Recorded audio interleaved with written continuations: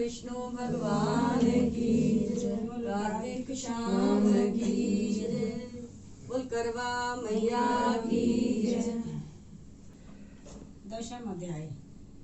इतनी कथा सुनने के पश्चात महाराज पृथु ने देव ऋषि जी से विनती की, हे महामुने, आपने कार्तिक मास में विष्णु भगवान की पूजा का महात्म्य सुनाया।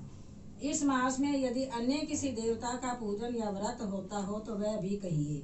तब नारद जी बोले, हे राजन, आश्विन शुक्ला पूर्णिमा को ब्रह्मा जी का व्रत, कार्तिक कृष्णा चतुर्थी को गणेश जी तथा अष्टमी व अमावस्या को लक्ष्मी जी का व्रत किया जाता है।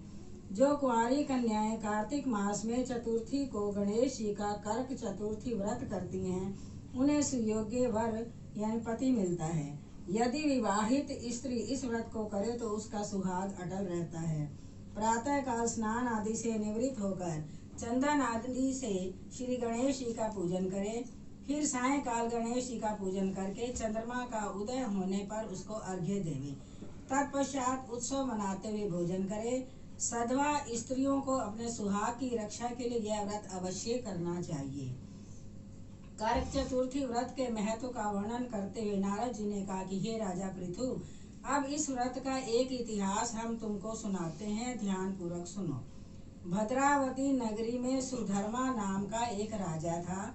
उसके रविदत्त, सुशर्मा, जय शर्मा और सुशोभन नाम के 4 पुत्र तथा वीरमती नामक एक कन्या थी। सुधर्मा ने अपनी कन्या का विवाह देवव्रत के साथ किया था। वे दोनों प्रेम पूर्वक रहने लगे। एक दिन अचानक घर पर सर्प द्वारा काटे जाने से देवव्रत की मृत्यु हो गई। यह देख वीरमती जोर जोर से रोने चिल्लाने लगी। आवाज सुनकर उसके माता पिता, चारों भाई तथा पुरवासी भी वहां पर आ गए और देवव्रत को मरा हुआ देखकर समस्त नगर दुख के सागर में डूब गया। उसी समय दुखों को दूर करने वाले महर्षि पुलस्त्य मुनि अचानक वहां आ पहुंचे। राजा ने हाथ जोड़कर विनय पूर्वक उनसे पूछा, हे महात्मन, किस पाप के कारण मेरी यह कन्या विधवा हुई है? पुलस्त्य मुनि ने बतलाया कि कार्तिक मास के कृष्ण पक्ष की गणेश चतुर्थी का व्रत न करने के कारण ही यह कन्या वैधव्य को प्राप्त हुई है।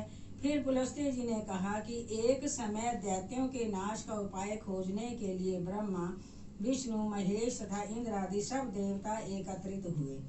उस समय ब्रह्मा जी ने कहा कि गणेश चतुर्थी का व्रत संपूर्ण विपत्तियों का विनाश करने वाला है।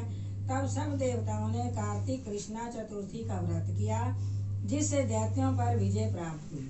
विजय होने के बाद समस्त देवताओं ने गणेश जी से कहा कि वर मांगो।